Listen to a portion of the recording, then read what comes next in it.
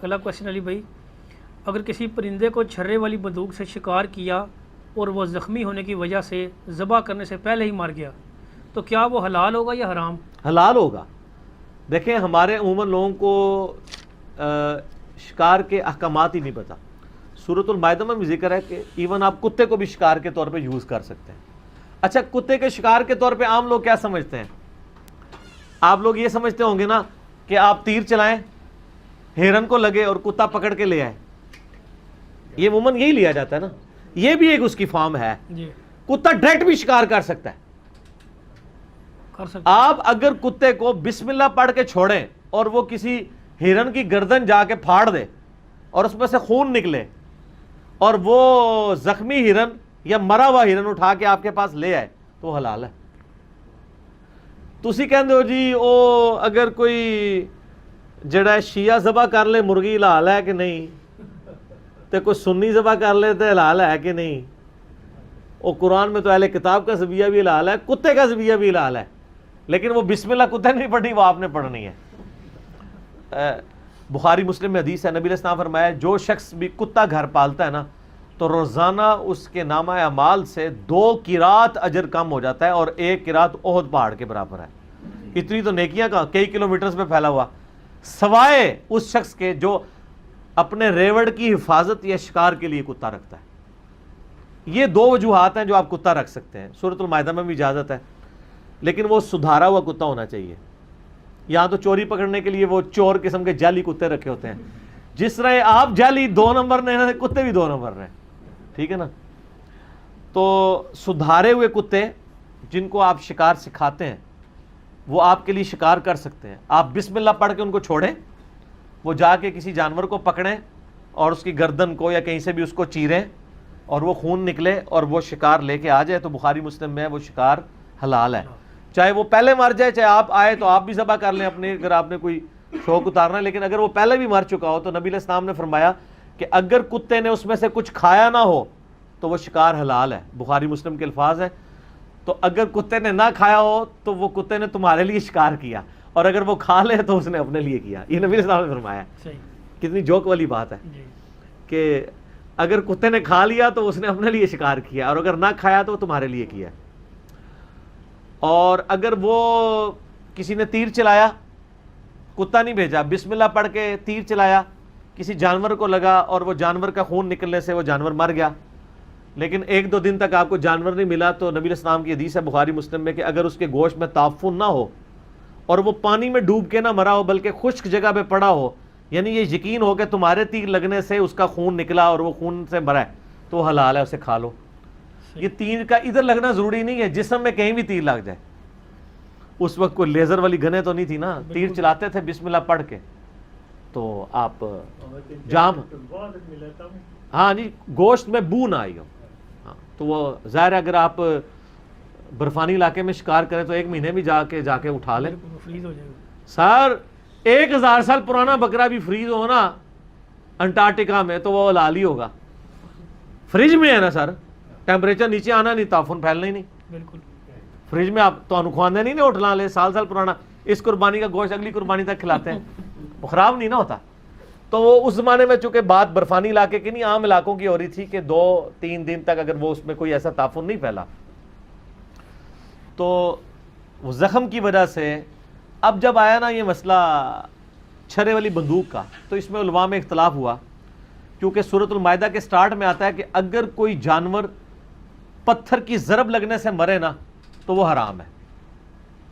پتھر کی ضرب سے کیسے؟ یعنی آپ نے پتھر مارا، انہوں کہنا گجی سٹ، خون تو نہیں نکلتا نا اس سے، یعنی اسے صدمے سے، اسے صدمہ کہتے ہیں شستہ اردو میں، درد سے مر گیا وہ تو بندے بھی مر جاتے ہیں، یہاں کن پٹی پہ لگ جائے تو خون بھی نہیں نکلتا، بندہ ہی فارغ ہو جاتا ہے۔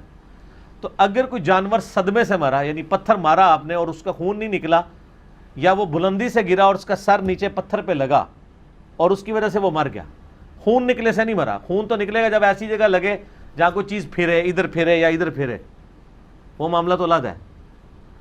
اگر آپ اس کے شکار والا معاملہ کر رہے ہیں تو خود بخود مرے گا تو ظاہر ہے بلندی سے گر کے مرا تو وہ حرام ہی ہے، جب تک آپ اس پہ چھری نہ پھیر لیں۔ اس کے مرنے سے پہلے پھیر لیں پھر تو مسئلہ حل ہے۔ لیکن جب یہ گولی والا معاملہ آیا نا تو اس میں علماء میں دو گروپ پیدا ہوئے. ایک نے کہا جی یہ تو صدمے سے مرنا شمار ہوتا ہے کیونکہ گولی بھی پتھر کی طرح لگتی ہے. دوسروں نے کہا کہ نہیں, گولی تیر کے اوپر قیاس کی جائے گی کیونکہ تیر کے لگنے سے خون نکلتا ہے اور گولی تو بدرجہ اولا خون نکال دیتی ہے. کتنے لوگ گولی لگنے سے نہیں مرتے ہیں بلکہ اس کی وجہ سے خون نکلنے سے مرتے ہیں. یہ پچھلے دنوں جو مولانا تقی عثمانی صاحب حافظہ اللہ تعالی پہ جو قاتلانہ حملہ ہوا تھا, ان کے ڈرائیور کو بازو پہ گولی لگی تھی اور اس نے بڑی یعنی بہادری دکھاتے ہوئے ایک بازو سے گاڑی ڈرائیو کر کے ہاسپٹل تک تقی عثمانی صاحب کو لے کے آیا ہے. حالانکہ اس کا خون بہہ رہا تھا اور تقی عثمانی صاحب کہتے ہیں میں نے اس کو کہا تم پچھلی سیٹ پہ آ جاؤ, میں ڈرائیونگ کرتا ہوں. لیکن وہ چونکہ وہ دہشت گرد پیچھے ہی تھے تو اس نے کہا جی اگر ہم رکے بھی 1 منٹ کے لیے تو وہ تو پھر دوبارہ فائرنگ کھول دیں گے. تو اس نے اپنی جان داڑھ کی بازی لگائی. اب وہ بھی اس وقت تو یہی سوچ رہا ہوگا کہ میری بازو میں ہی لگا ہے. بازو میں لگنے سے کتنا بندہ مرتا ہے, 5-6 دن میں وہ مر گیا کیونکہ اتنا ایکسیسو خون نکل گیا تھا کہ بعد میں اس کی ریکوری نہیں ہو سکی. بلڈ لاس بہت زیادہ ہو گیا تھا. چھوٹے سے زخم سے بھی بندہ مر سکتا ہے اگر خون نہ رکے تو, ٹھیک ہے نا. یہ پرانے زمانے میں جو سولی لٹکایا کرتے تھے وہ کیا ہوتا تھا, ہاتھ میں کیل ٹھوک کے یوں ٹانگ دیتے تھے درخت کے اوپر, اور نہ آپ کی یہ جو ٹخنے کی بیک سائڈ کے اوپر پاؤں کی بیک سائڈ پہ رگ ہے وہ ہلکی سی کاٹ دیتے تھے. وہ جب شارک کٹتی ہے, شارک تو یہ والی بھی ہوتی ہے وہ بھی ہے, وہ بھی شارک ہی ہے, تو خون اس سے نکلتا ہے, آہستہ آہستہ بلڈ پریشر لاس ہوتا ہے, پھر بندہ مر جاتا ہے. تو وہ سولی لٹکاتے تھے وہ عبرت کے لیے, ایک تو نیچے خون جمع ہوا ہو, لوگ دیکھیں بھی اور لوگوں کو عبرت ہو. تو اس طریقے سے اب گولی پہ آ جائیں تو گولی جو ہے وہ پتھر پہ قیاس نہیں ہوگی بلکہ تیر پہ ہوگی, کیونکہ گولی جب لگتی ہے نا تو وہ چیرنے کا کام بھی کرتی ہے, صرف پتھر کی طرح صدمہ نہیں ڈالتی. اور وہ جو چھرے والی بندوق آپ جس سے مرغابیاں یہ چیزیں شکار کرتے ہیں وہ تو ظاہر بہت چھوٹی ہوتی ہے, وہ چیر جاتی ہے.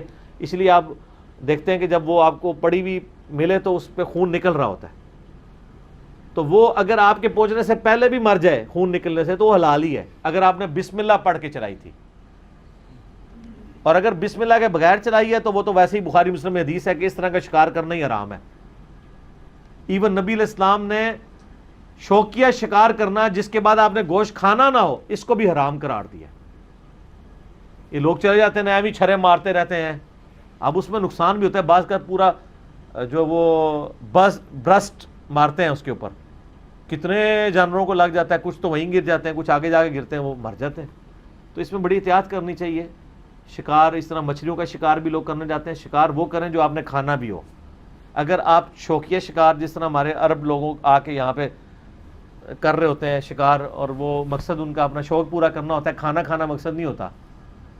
شاید وہ ہوتا ہے غریبوں کو دے بھی دیتے ہوں وہ جو شکار کیا ہوا ہے, لیکن اگر کر کے ویسے پھینک دیں گے تو غلط. اچھا یہاں پہ میں ایک ضمن مسئلہ بھی بتا دوں آپ کو کہ صحیح مسلم میں ایک حدیث ہے کہ نبی علیہ السلام فرمایا ہے کہ جانور کو جب ذبح کرنے لگو تو چھری کو تیز رکھو اور جانور کو آرام پہنچاؤ اس سے. ٹھیک ہے. اس طریقے سے بخاری مسلم میں ایسی حدیث بھی ہے کہ نبی علیہ السلام نے جانور کو باندھ کے مارنے سے منع کیا ہے. بعض لوگ اپنا نشانہ سیدھا کرنے کے لیے نا مرغی کو باندھا اس سے کسی دھاگے کے ساتھ یا رسی سے, پھر دور سے نشانے مارتے تھے اپنے نشانے سیٹ کرنے کے لیے. یہ بھی حرام ہے. صحیح. ظاہر ہے اس طرح مرغوں کی لڑائی کرانا بھی حرام ہے. اذیت والے معاملے ہیں. اذیت والے معاملے ہیں نا.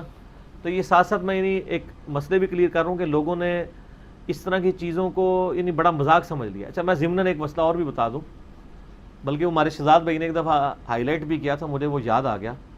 یہ گھوڑ سواری کی جو ریسیں ہوتی ہیں نا, اس میں جو گھوڑا ہار جائے نا اسی ٹائم اس کے سر میں گولی مار دیتے ہیں. اچھا. غصے سے. ہاں کہ یہ اس نے تو ہمیں ناک کٹوا دی ماری. ٹھیک ہے نا, یہ ظلم ہے کیونکہ گھوڑا حلال ہے, میرا اس پہ کلپ بھی ریکارڈڈ ہے. تو اگر آپ نے گھوڑے کو مارنا ہی ہے تو گھوڑا کسی کو دے دیں وہ ذبح کر کے, تو اس کا گوشت لوگ کھا لیں. تو سر میں گولی مارتے ہیں تو ظاہر وہ تو جانوروں کی خوراک ہی بنتا ہے, تو اس کو حلال کیا جائے. تو میں ان لوگوں سے بھی ریکویسٹ کروں گا کہ یہ جو گھوڑ دوڑ کروانا تو سنت ہے, اس میں تو کوئی شک نہیں ہے, اس وقت اونٹوں کی دوڑ ہوتی تھی, لیکن اس کی بنیاد پہ اینڈ پہ جانور کو مار دینا. اس طرح کتوں کی لڑائی ہوتی ہے تو کتا ہار جائے تو وہ مار دیتے ہیں. سیل مرغے آپ کو پتا ہے 5-5 6-6 گھنٹے بھی لڑتے رہتے ہیں, خون و خون ہو جاتے ہیں. وہ تو لڑائی ہے ہی حرام ہے، لڑائی کروانا تو ہے ہی حرام ہے جانوروں کی. ریس لگوانا یہ جائز ہے، لیکن اس میں غصے سے جو ہے نا وہ جانور کو ہی مار دینا یہ بالکل غلط ہے. حلال کریں، کھا لیں، ٹھیک ہو گیا، صحیح ہو گیا. ٹھیک ہے جی، جزاکم اللہ خیر.